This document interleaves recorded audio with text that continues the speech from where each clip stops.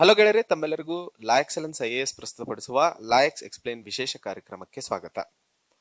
ನಿನ್ನೆ ತಾಂತ್ರಿಕ ಕಾರಣಾಂತರಗಳಿಂದ ಮಾಡಿದಂತಹ ವಿಡಿಯೋ ಅಪ್ಲೋಡ್ ಆಗದೇ ಇದ್ದಂತಹ ಕಾರಣಕ್ಕೆ ತಮ್ಮೆಲ್ಲರಲ್ಲೂ ಕ್ಷಮೆ ಕೇಳುತ್ತಾ ಇವತ್ತಿನ ಈ ಒಂದು ಸಂಚಿಕೆಯಲ್ಲಿ ನಾವು ರೈಟ್ ಟು ಇನ್ಫಾರ್ಮೇಶನ್ ಆಕ್ಟ್ 2005 ಬಗ್ಗೆ ಮಾತಾಡಲಿದ್ದೇವೆ.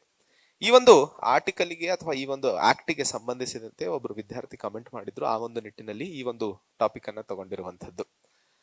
ಮೊದಲನೇ ಹಂತದಲ್ಲಿ ಈ ಆಕ್ಟ್ ಬರೋದಕ್ಕಿಂತ ಮುನ್ನ ಇದ್ದಂತಹ ಇತಿಹಾಸ ಮತ್ತು ಈ ರೀತಿಯ ಒಂದು ಕಾನೂನಿನ ಅವಶ್ಯಕತೆ ಭಾರತದ ಒಂದು ವ್ಯವಸ್ಥೆಯಲ್ಲಿ ಏನಿದೆ ಅನ್ನುವಂಥದ್ದನ್ನ ಮೊದಲಿಗೆ ನಾವು ಅರ್ಥ ಮಾಡ್ಕೊಳ್ಳಬೇಕಾಗಿರುವಂಥದ್ದು. ಹಾಗಾದ್ರೆ ಈ ರೈಟ್ ಟು ಇನ್ಫಾರ್ಮೇಶನ್ ಆಕ್ಟ್ ನ ಮೂಲ ಉದ್ದೇಶವನ್ನ ನಾವು ಹೇಳ್ತಾ ಇರುವಂತದ್ದು ಮಾಹಿತಿ. ಈ ದೇಶದ ಪ್ರತಿಯೊಬ್ಬ ನಾಗರಿಕನಿಗೂ ಸರ್ಕಾರ ನಡೆಸ್ತಾ ಇರುವಂತಹ ವ್ಯವಸ್ಥೆ ಮತ್ತು ಕೆಲಸಗಳಿಗೆ ಸಂಬಂಧಿಸಿದಂತೆ ಮಾಹಿತಿ ಪಡೆಯುವ ಅಧಿಕಾರವಿದೆ ಅನ್ನುವಂಥದ್ದು. ಯಾಕೆ ಮಾಹಿತಿ ಬೇಕು ಜನರಿಗೆ? ಫಸ್ಟ್ ಆಫ್ ಆಲ್ ಯಾಕೆ ಕೊಡಬೇಕು? ನಮಗೆಲ್ಲ ಈಗಾಗಲೇ ಗೊತ್ತಿರೋ ಹಾಗೆ ಭಾರತ ಒಂದು ಪ್ರಜಾಪ್ರಭುತ್ವ ರಾಷ್ಟ್ರವಾಗಿದ್ದು, democracy definition be the people, by the people, for the people ಅಂತಾನೆ ಹೇಳ್ತೀವಿ. ಸೊ ಜನರಿಂದ ಜನರಿಗೋಸ್ಕರ ಜನರ ಒಂದು ಅಡಿಯಲ್ಲಿ ನಡೀತಾ ಇರುವಂತಹ ಈ ಒಂದು ಸರ್ಕಾರ ಆ ಜನರಿಗೆ ಅಕೌಂಟಬಲ್ ಮತ್ತು ಉತ್ತರದಾಯಿತ್ವವಾಗಿರುತ್ತದೆ. ಅದೇ ನಿಟ್ಟಿನಲ್ಲಿ ಈ ಮಾಹಿತಿಗೆ ಸಂಬಂಧಿಸಿದಂತೆ ಬಹಳಷ್ಟು ಚಳುವಳಿಗಳು, ಬಹಳಷ್ಟು ಜನರು ಈ ಒಂದು ವಿಷಯಕ್ಕೆ ಸಂಬಂಧಿಸಿದಂತೆ ಸಂಘರ್ಷವನ್ನು ನಡೆಸಿದ್ರು.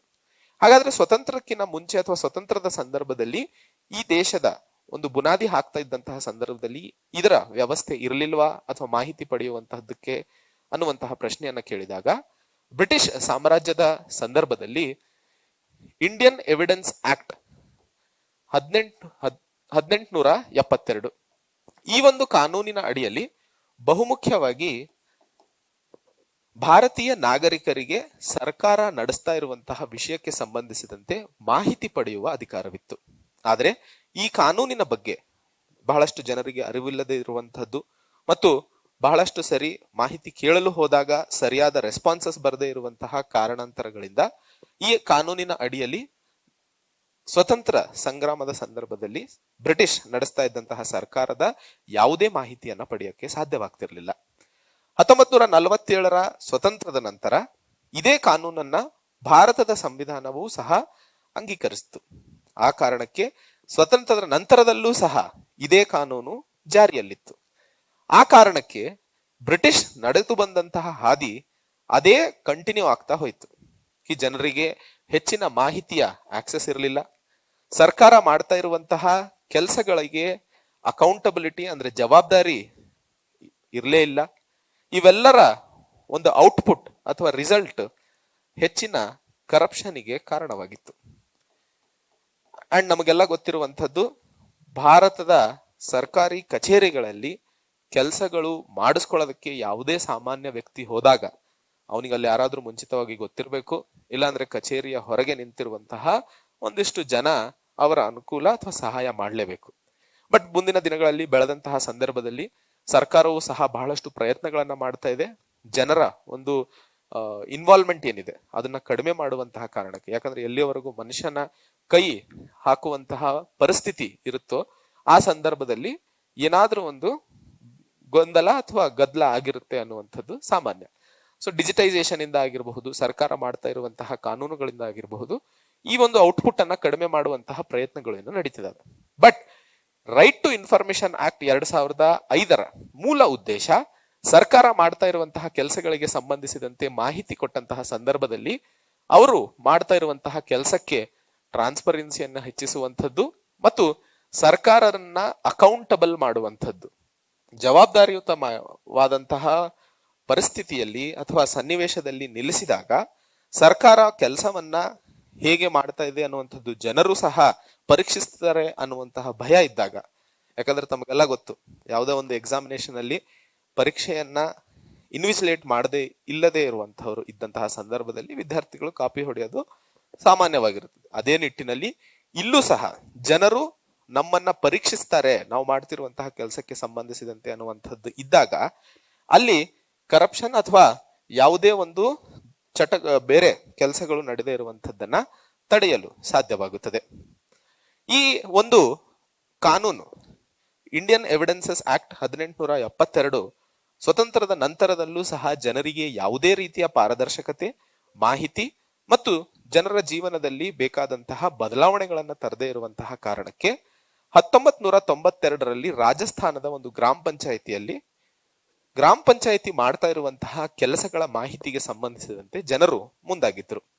ಆದರೆ ಯಾವುದೋ ಒಂದು ಕಾರಣಗಳನ್ನ ಹೇಳಿ ಮಾಹಿತಿಯನ್ನ ಮುಂದೆ ಹಾಕುವಂಥದ್ದು ಮತ್ತು ಅವ್ರಿಗೆ ಮನಸ್ಸಿಗೆ ಬಂದಂಗೆ ಕೆಲಸ ಮಾಡುವಂತಹ ಸನ್ನಿವೇಶಗಳು ಹೆಚ್ಚಾದಂತಹ ಸಂದರ್ಭದಲ್ಲಿ ಆ ಒಂದು ಗ್ರಾಮ ಪಂಚಾಯಿತಿಯ ಜನ ಹೋಗಿ ಪೆಟಿಷನ್ ಹಾಕ್ತಾರೆ. ಸೊ ಅಲ್ಲಿಂದ ಶುರುವಾದಂತಹ ಸಂಗ್ರಾಮ, ಸರ್ಕಾರದ ಮೇಲಿನ ಒತ್ತಡ, ಬಹುಮುಖ್ಯವಾಗಿ 2005ರಲ್ಲಿ ಪಾರ್ಲಿಮೆಂಟ್ ಜನರ ಒಂದು ವಾಯ್ಸ್ ಅನ್ನ ರೆಪ್ರೆಸೆಂಟ್ ಮತ್ತು ಸ್ಟ್ರೆಂಥನ್ ಮಾಡುವಂತಹ ನಿಟ್ಟಿನಲ್ಲಿ ಈ ಒಂದು ರೈಟ್ ಟು ಇನ್ಫಾರ್ಮೇಶನ್ ಆಕ್ಟ್ 2005 ಜಾರಿಗೆ ತಂತು. ಸೊ ಈ ರೈಟ್ ಟು ಇನ್ಫಾರ್ಮೇಶನ್ ಆಕ್ಟ್ ಬಹುಮುಖ್ಯವಾಗಿ ಒಂದು ಪ್ರೊಸೀಜರ್ ಅನ್ನ ಎಸ್ಟಾಬ್ಲಿಷ್ ಮಾಡ್ತು ಕಿ ಯಾವೆಲ್ಲ ಕಾರಣಗಳ ಅಡಿಯಲ್ಲಿ ಮಾಹಿತಿಯನ್ನ ಪಡ್ಕೋಬಹುದು ಅಂಡ್ ಆ ಮಾಹಿತಿ ಸಿಗದೇ ಇದ್ದಂತಹ ಸಂದರ್ಭದಲ್ಲಿ ಅಥವಾ ಕೊಡದೇ ಇದ್ದಂತಹ ಸರ್ಕಾರಿ ಅಧಿಕಾರಿಯ ವಿರುದ್ಧ ಕ್ರಮಗಳನ್ನ ಕೈಗೊಳ್ಳುವಂತಹ ಒಂದು ಟೈಮ್ ಲೈನ್ ಮತ್ತು ಒಂದು ವ್ಯವಸ್ಥೆಯನ್ನ ಶುರು ಮಾಡಿತ್ತು. ಸೊ ಈ ರೈಟ್ ಟು ಇನ್ಫಾರ್ಮೇಶನ್ ಆಕ್ಟ್ ಬಂದ ಮೇಲೆ ಚೀಫ್ ಇನ್ಫಾರ್ಮೇಶನ್ ಕಮಿಷನರ್ ಮತ್ತು ಸ್ಟೇಟ್ ಇನ್ಫಾರ್ಮೇಶನ್ ಕಮಿಷನರ್ಗಳು ಏನು ಮಾಹಿತಿಗೆ ಅಥವಾ ಮಾಹಿತಿ ಒದಗಿಸುವಂತಹ ನಿಟ್ಟಿನಲ್ಲಿ 2 ಸಂಸ್ಥೆಗಳು ರಚನೆ ಆಗಿದ್ವೋ ಇವುಗಳು ಸಹ ಅಂದ್ರೆ chief information commissioner chief election commissioner ಸಮಾನಾಂತಕರವಾಗಿ ಅಧಿಕಾರವನ್ನ ಪಡೆದ್ರು. ಈ ಒಂದು ಸ್ಟೇಟ್ಮೆಂಟ್ ಅನ್ನ ಹೇಳಬೇಕಾದ್ರೆ ಸಮಾನಾಂತಕರವಾಗಿ ಹೇಳ್ತೀನಿ, ಈಕ್ವಿವೆಲೆಂಟ್ ಆಗಿದೆ, ಆದ್ರೆ ಅವರಿಬ್ರು ಸೇಮ್ ಅಲ್ಲ.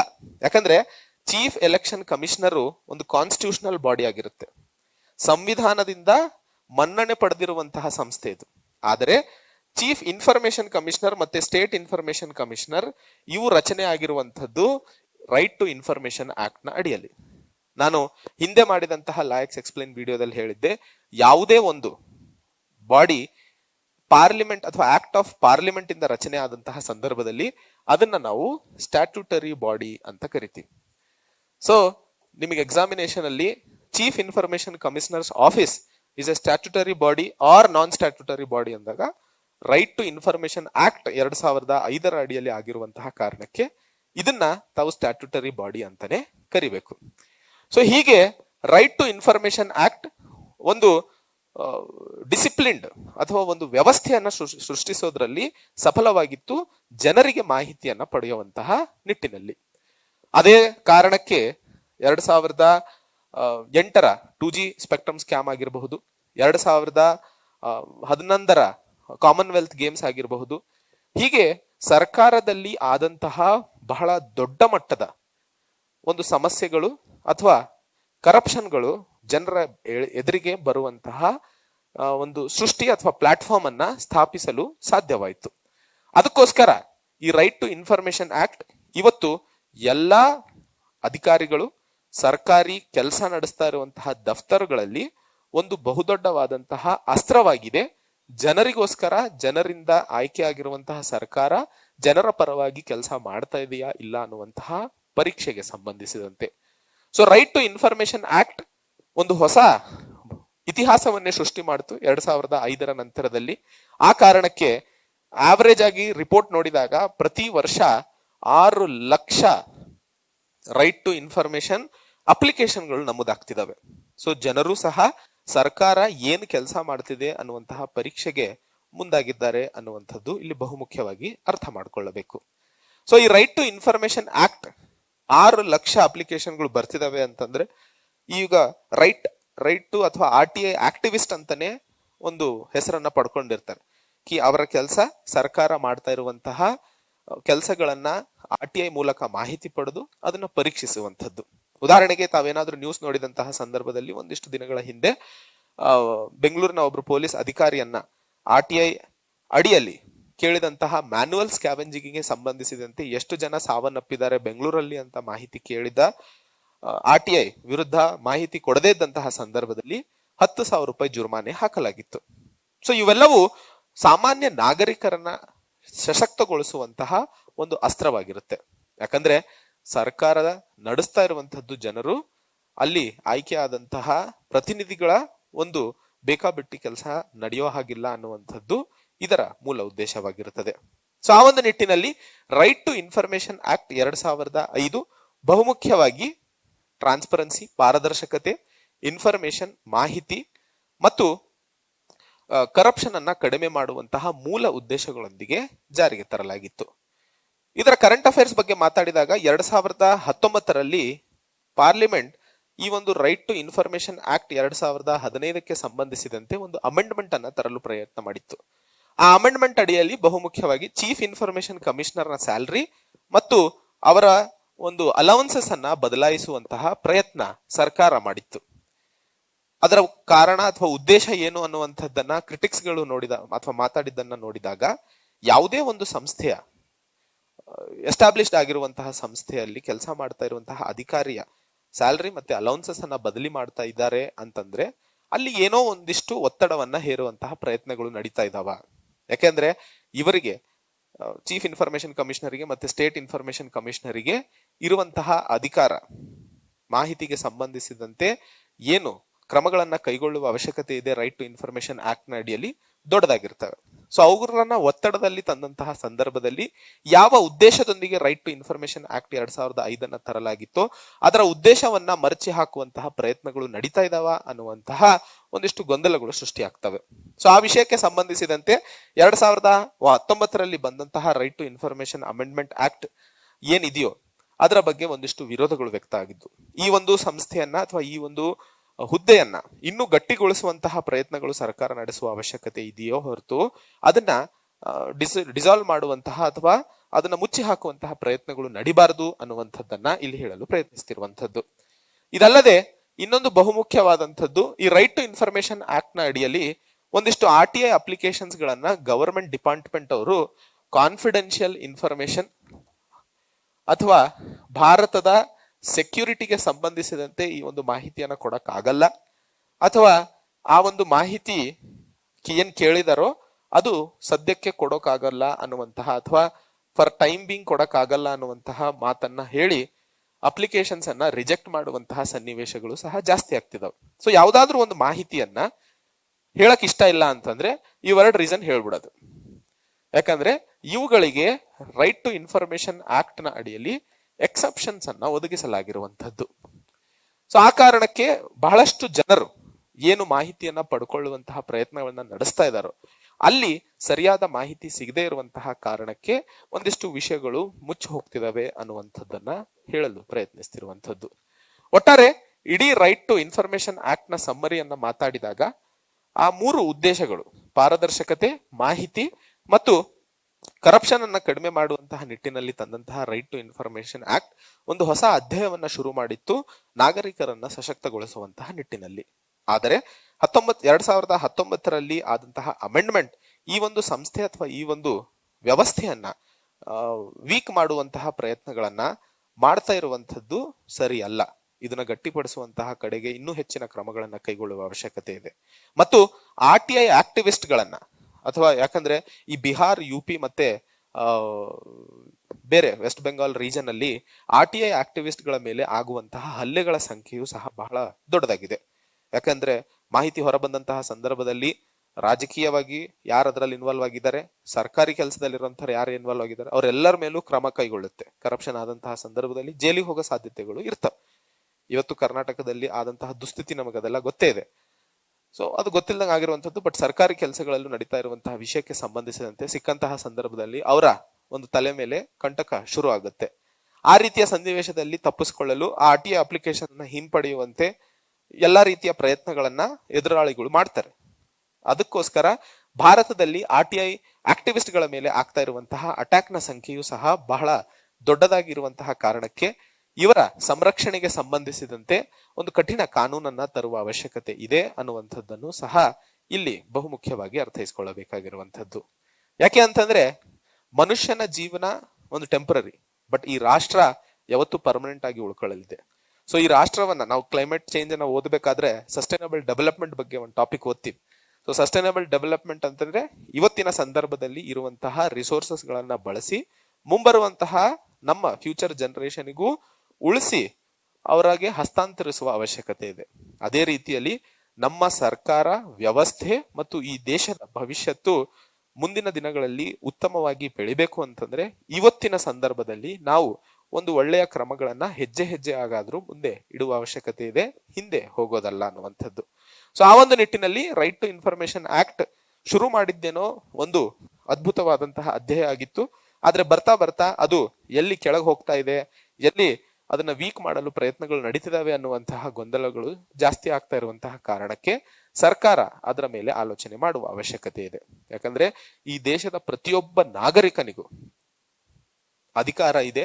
ಈ ಸರ್ಕಾರ ಯಾವುದಾದ್ರೂ ಆಗಿರಲಿ, ಕೆಲಸವನ್ನ ಮಾಡ್ತಾ ಇರುವಂತಹ ವ್ಯಾಖ್ಯಾಯವನ್ನ ಅರ್ಥೈಸ್ಕೊಂಡು ಅವರ ಒಂದು ಭವಿಷ್ಯತ್ತನ್ನ ಗಟ್ಟಿಪಡಿಸಿಕೊಳ್ಳುವಂತಹ ಒಂದು ಕಾನೂನನ್ನ, ಒಂದು ಅಧಿಕಾರವನ್ನ ನಮ್ಮ ಸಂವಿಧಾನವೇ ಕೊಟ್ಟಿದೆ. ಅಂಡ್ ಇಲ್ಲೊಂದು ಪ್ರಶ್ನೆ ಉದ್ಭವ ಆಗುತ್ತೆ ಹೀಗೆ ಮಾತಾಡಿದಾಗ, ರೈಟ್ ಟು ಇನ್ಫಾರ್ಮೇಶನ್ ಆಕ್ಟ್ ಒಂದು ಲೀಗಲ್ ರೈಟಾ, ಫಂಡಮೆಂಟಲ್ ರೈಟಾ ಅಂತ ಹೇಳಿ. ಈಗ ರೈಟ್ ಟು ವೋಟ್ ಒಂದು ಫಂಡಮೆಂಟಲ್ ರೈಟಾ ಅಥವಾ ಲೀಗಲ್ ರೈಟಾ? ಸಂವಿಧಾನದ ಆರ್ಟಿಕಲ್ 352ರ ಅಡಿಯಲ್ಲಿ, ಆರ್ಟಿಕಲ್ 352ರ ಅಡಿಯಲ್ಲಿ ನಾವು ರೈಟ್ ಟು ವೋಟ್ ನ ಪ್ರಾವಧಾನ ಕಾಣ್ತೀವಿ.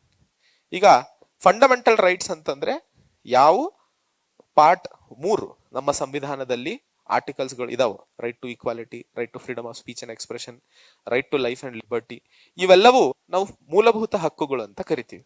ಅಂಡ್ ಮೂಲಭೂತ ಹಕ್ಕುಗಳ ಒಂದು ವಿಶೇಷತೆ ಏನಪ್ಪಾ ಅಂತಂದ್ರೆ ಅವುಗಳ ಉಲ್ಲಂಘನೆ ಆದಂತಹ ಸಂದರ್ಭದಲ್ಲಿ ತಾವು ನ್ಯಾಯಕ್ಕೆ ಮೊರೆ ಹೋಗುವಂತಹ ಪ್ರಾವಧಾನವನ್ನ ಆರ್ಟಿಕಲ್ 32 ಮತ್ತು ಆರ್ಟಿಕಲ್ 226 ಕೊಡುತ್ತೆ. So right to vote article 352ರ ಅಡಿಯಲ್ಲಿ ಬಂದಂತಹ ಸಂದರ್ಭದಲ್ಲೂ ಎಲೆಕ್ಷನ್ ಕಮಿಷನ್ ಆಫ್ ಇಂಡಿಯಾ ತನ್ನ ಪ್ರಾವಧಾನಗಳನ್ನ ಅಥವಾ ಒಂದು ವ್ಯವಸ್ಥೆಯನ್ನ ಸೃಷ್ಟಿಸಿ ಇದನ್ನ ಒಂದು ಫಂಡಮೆಂಟಲ್ ರೈಟ್ ಆಗಿ ಮಾರಿಸಿದೆ. ಬಟ್ ಸಂವಿಧಾನದ ಅಡಿಯಲ್ಲಿ ಇದೊಂದು ಲೀಗಲ್ ರೈಟ್ ಆಗಿರುತ್ತೆ. ಅದೇ ನಿಟ್ಟಿನಲ್ಲಿ ರೈಟ್ ಟು ಇನ್ಫಾರ್ಮೇಶನ್, ಪ್ರತಿಯೊಬ್ಬ ನಾಗರಿಕನಿಗೂ ಸರ್ಕಾರ ಮಾಡ್ತಾ ಇರುವಂತಹ ಕೆಲಸಕ್ಕೆ ಸಂಬಂಧಿಸಿದಂತೆ ಮಾಹಿತಿ ಪಡ್ಕೊಳ್ಳುವಂತಹ ವಿಷಯಕ್ಕೆ ಸಂಬಂಧಿಸಿದಂತೆ ಏನು ಆಕ್ಟ್ ನ ಅಡಿಯಲ್ಲಿ ಪ್ರಾವಧಾನವಿದೆಯೋ ಅದನ್ನ right to freedom of speech and expression ನ ಅಡಿಯಲ್ಲಿ ಮೂಲಭೂತ ಹಕ್ಕಾಗಿ ಪರಿಗಣನೆಗೆ ತಗೋಬಹುದು ಅನ್ನುವಂತಹ ವಿಷಯಕ್ಕೆ ಸಂಬಂಧಿಸಿದಂತೆ ಸರ್ವೋಚ್ಚ ನ್ಯಾಯಾಲಯದಲ್ಲಿ ಇನ್ನೂ ಚರ್ಚೆ ನಡೀತಾ ಇರುವಂತದ್ದು. ಈ ವಿಷಯಕ್ಕೆ ಸಂಬಂಧಿಸಿದಂತೆ ಅಥವಾ ಮಾಹಿತಿ ಪಡ್ಕೊಳ್ಳುವಂತಹ ವಿಷಯಕ್ಕೆ ಸಂಬಂಧಿಸಿದಂತೆ United nation declaration of human rights 1948 ಇದೊಂದು ಅಂತಾರಾಷ್ಟ್ರೀಯ ಕಾನೂನು. ಸೊ ನಿನ್ನೆ ಆಕ್ಚುಲಿ ಹಿಂದೂ ನ್ಯೂಸ್ ಪೇಪರ್ ಅಲ್ಲಿ ಅಂತಾರಾಷ್ಟ್ರೀಯ ಕಾನೂನುಗಳಿಗೆ ಸಂಬಂಧಿಸಿದಂತೆ ಭಾರತ ಯಾವ ರೀತಿಯಲ್ಲಿ ವಿಫಲವಾಗಿದೆ ತನ್ನ ಒಂದು ಇಂಟ್ರೆಸ್ಟ್ಸ್ ಗಳನ್ನ ಫುಲ್ಫಿಲ್ ಮಾಡೋದಕ್ಕೆ ಅನ್ನುವಂತಹ ವಿಷಯಕ್ಕೆ ಸಂಬಂಧಿಸಿದಂತೆ ಒಂದು ಒಳ್ಳೆ ಆರ್ಟಿಕಲ್ ಬಂದಿತ್ತು. ಅದನ್ನ ಓದಿದಿರೋ ಇಲ್ಲೋ ಓದಿ, ಪ್ರತಿದಿನ ನ್ಯೂಸ್ ಪೇಪರ್ ಯಾವುದೇ ಕಾರಣಕ್ಕೂ ಮಿಸ್ ಮಾಡಬೇಡಿ. So united nation declaration of human rights 1948ರ ಅಡಿಯಲ್ಲಿ ಎಲ್ಲಾ ನಾಗರಿಕರಿಗೂ, ಪ್ರಪಂಚದಲ್ಲಿ ಇರುವಂತಹ ಎಲ್ಲಾ ನಾಗರಿಕರಿಗೂ ಸರ್ಕಾರ ಮಾಡ್ತಾ ಇರುವಂತಹ ಕೆಲಸಗಳ ಮಾಹಿತಿ ಪಡ್ಕೊಳ್ಳುವಂತಹ ಅವಕಾಶವಿದೆ. ಸೊ ರೈಟ್ ಟು ಇನ್ಫಾರ್ಮೇಶನ್ ನ ಒಂದು ಪ್ರಾವಿಷನ್ ಈ United nation declaration of human rights ಹೇಳ್ತಾ ಇರುವಂತದ್ದು. ಸೊ ಅಂತಾರಾಷ್ಟ್ರೀಯ ಕಾನೂನು ಮತ್ತು ಭಾರತದ ಸಂವಿಧಾನ ಮತ್ತು ರೈಟ್ ಟು ಇನ್ಫಾರ್ಮೇಶನ್ ಆಕ್ಟ್ 2005 ನೋಡಿದಾಗ ಕಾನೂನಾತ್ಮಕವಾಗಿ ಎಲ್ಲಾ ನಾಗರಿಕರಿಗೂ ಆ ಒಂದು ಅಧಿಕಾರ ಒದಗಿಸಿಕೊಡಲಾಗಿದೆ. ಇವತ್ತು ಪ್ರಪಂಚದಲ್ಲಿ ಸುಮಾರು 60 ರಾಷ್ಟ್ರಗಳಲ್ಲಿ ಈ ಒಂದು ರೈಟ್ ಟು ಇನ್ಫಾರ್ಮೇಶನ್ ಆಕ್ಟ್ ನ ಕಾನೂನು ಲಾಗುವಲ್ಲಿದ್ದು ಇನ್ನೂ ಹೆಚ್ಚಿನ ರಾಷ್ಟ್ರಗಳಲ್ಲಿ ಇದು ಹರಡಬೇಕು ಅನ್ನುವಂತಹ ವಿಷಯವನ್ನ ಪ್ರಯತ್ನಿಸ್ತಿರುವಂತದ್ದು. ಸೊ ಆ ಒಂದು ನಿಟ್ಟಿನಲ್ಲಿ ಈ ಒಂದು ರೈಟ್ ಟು ಇನ್ಫಾರ್ಮೇಶನ್ ಆಕ್ಟ್ ಮುಂದಿನ ದಿನಗಳಲ್ಲಿ ಇನ್ನೂ ಸಶಕ್ತಗೊಳಿಸುವಂತಹ ಕಡೆಗೆ ಸರ್ಕಾರಗಳು ಪ್ರಯತ್ನವನ್ನ ಮಾಡುವ ಅವಶ್ಯಕತೆ ಇದೆ. ಜನರು ಸಹ ನಾನು ವೋಟ್ ಮಾಡದೆ ಮುಗೀತು, ನನ್ನ ಕೆಲಸ ಇಲ್ಲಿಗೆ, ಮಾಡೋನ್ ಮಾಡ್ತಾನೆ ಬಿಡೋನ್ ಬಿಡ್ತಾನೆ, ಅಥವಾ ನಾವು ವೋಟೇ ಮಾಡಲ್ಲ, ಅವರು ನಾನು ಕೇಳಲ್ಲ, ನಾನು ಅವ್ರಿಗೇನು ಕೇಳಲ್ಲ. ಸೊ ಈ ರೀತಿಯ ಮನಸ್ಥಿತಿಯನ್ನ ತೆಗೆದು ಜನರು ಎಲ್ಲಿಯವರೆಗೆ ಈ ಸರ್ಕಾರ ಅಥವಾ ಒಂದು ರಾಜಕೀಯ ವ್ಯವಸ್ಥೆಯನ್ನ ಸೃಷ್ಟಿಸುವಂತಹ ಕಡೆಗೆ ತಮ್ಮ ಪ್ರಯತ್ನಗಳನ್ನ ಮಾಡೋದಿಲ್ವೋ ಅಲ್ಲಿಯವರೆಗೆ ನಾವು ಈ ರಾಷ್ಟ್ರದ ಬೆಳವಣಿಗೆಯಲ್ಲಿ ಕೊಡುಗೆಯನ್ನ ಕೊಡೋದ್ರಲ್ಲಿ ವಿಫಲರಾಗ್ತೀವಿ. ಹೇಗೆ ನಮ್ಮ ಸಂಸಾರ, ಹೇಗೆ ನಮ್ಮ ಶಿಕ್ಷಣ, ಹೇಗೆ ನಮ್ಮ ಒಂದು ಗೆಳೆಯರ ಬಳಗ ನಮ್ಮ ಜೀವನದ ಒಂದು ಅಮೂಲ್ಯವಾದಂತಹ ಘಟ್ಟಗಳಾಗಿರ್ತಾವೋ ಅದೇ ರೀತಿಯಲ್ಲಿ ನಮ್ಮ ಜೀವನದ ಅಮೂಲ್ಯವಾದ ಘಟ್ಟ ಈ ರಾಷ್ಟ್ರಕ್ಕೆ ಪ್ರತಿ 5 ವರ್ಷಕ್ಕೊಮ್ಮೆ ವೋಟ್ ಮಾಡುವಂತಹ ನಿಟ್ಟಿನಲ್ಲೂ ಸಹ ಅಷ್ಟೇ ಪ್ರಾಮುಖ್ಯತೆಯನ್ನ ಪಡಿಬೇಕು. ಎಲ್ಲಿಯವರೆಗೂ ನಮ್ಮ ದೇಶದ ನಾಗರಿಕರು ಅವರ ವೋಟಿನ ಪ್ರಾಮುಖ್ಯತೆ ಮತ್ತು ಅವರು ವೋಟ್ ಏನ್ ಚೂಸ್ ಮಾಡ್ತಿದ್ದಾರೆ ಅದರ ಬೆಲೆಯನ್ನ ಅರ್ಥ ಮಾಡಿಕೊಳ್ಳೋದಿಲ್ವೋ ಅಲ್ಲಿ ಅವರಿಗೆ ಈ ರಾಷ್ಟ್ರದಲ್ಲಿ ನಡೀತಾ ಇರುವಂತಹ ಕೆಲಸಕ್ಕೆ ಸಂಬಂಧಿಸಿದಂತೆ ಕಮೆಂಟ್ ಮಾಡುವಂತಹ ಅಧಿಕಾರ ಯಾವ ಒಬ್ಬರಿಗೂ ಇಲ್ಲ ಅನ್ನುವಂಥದ್ದನ್ನ ಅರ್ಥೈಸ್ಕೊಳ್ಳಬೇಕು. ಸೊ ಜನರು, ಯಾಕಂದ್ರೆ ಶಿಕ್ಷಣ ಅನ್ನುವಂಥದ್ದು ಜನರನ್ನ ಇನ್ವೋಕ್ ಅಥವಾ ಎಂಪವರ್ ಮಾಡುವಂತಹ ಕಡೆಗೆ ಒಂದು ನಡೆ ಆಗಿರುತ್ತೆ. ಬಟ್ ಶಿಕ್ಷಣ ಅನ್ನುವಂಥದ್ದು ಜನರನ್ನ ನೆಗ್ಲಿಜೆಂಟ್ ಅಥವಾ ಒಂದು ರೀತಿಯಲ್ಲಿ ಇಗ್ನೋರೆಂಟ್, ಮತ್ತೆ ಯಾವುದೇ ಒಂದು ಕೆಲಸದಲ್ಲಿ ಹೋಗಲ್ಲ, ನನ್ನ ದುಡಿತಿದ್ದೀನಿ, ನನ್ನ ಚೆನ್ನಾಗಿರ್ತೀನಿ ಅನ್ನುವಂತಹ ಮನಸ್ಥಿತಿ ಬೆಳೆಸುವಂತಹ ಕಡೆಗೆ ಆಗ್ತಾ ಇರುವಂತಹದ್ದು ಒಂದಿಷ್ಟು ಬೇಜಾರಾಗುವಂತಹ ಸಂಗತಿ. ಸೊ ಆ ಒಂದು ನಿಟ್ಟಿನಲ್ಲಿ ಇವತ್ತಿನ ಈ ಒಂದು ಸಂಚಿಕೆಯಲ್ಲಿ ರೈಟ್ ಟು ಇನ್ಫಾರ್ಮೇಶನ್ ಆಕ್ಟ್ ಗೆ ಸಂಬಂಧಿಸಿದಂತೆ ಐತಿಹಾಸಿಕವಾಗಿ ಇವತ್ತು ನಡೀತಾ ಇರುವಂತಹ ಸನ್ನಿವೇಶಗಳು ಮತ್ತು ಮುಂಬರುವಂತಹ ದಿನಗಳಲ್ಲಿ ಯಾವ ರೀತಿ ಇದರ ಮೇಲೆ ಕೆಲಸ ಮಾಡುವ ಅವಶ್ಯಕತೆ ಇದೆ ಅನ್ನುವಂತಹ ವಿಷಯಕ್ಕೆ ಸಂಬಂಧಿಸಿದಂತಹ ಚರ್ಚೆ ಆಗಿತ್ತು. ಮತ್ತೆ ಹೊಸ ಸಂಚಿಕೆಯೊಂದಿಗೆ ತಮಗೆ ಯಾವುದಾದ್ರೂ ವಿಷಯದಲ್ಲಿ ಚರ್ಚೆ ಬೇಕಾದಂತಹ ಸಂದರ್ಭದಲ್ಲಿ ಕಮೆಂಟ್ ಮಾಡಿ, ಮತ್ತು ಈ ವಿಡಿಯೋಗೆ ಸಂಬಂಧಿಸಿದಂತೆ ಯಾವುದೇ ಒಂದು ಫೀಡ್ಬ್ಯಾಕ್ ಇದ್ದಂತಹ ಸಂದರ್ಭದಲ್ಲಿ ಕಮೆಂಟ್ ಸೆಕ್ಷನ್ ಅಲ್ಲಿ ಹಾಕಿ ಅಂತ ಹೇಳುತ್ತಾ ಮತ್ತೆ ಹೊಸ ಸಂಚಿಕೆಯೊಂದಿಗೆ ಭೇಟಿಯಾಗೋಣ. ಅಲ್ಲಿಯವರೆಗೆ ಜೈ ಹಿಂದ್, ಜೈ ಕರ್ನಾಟಕ.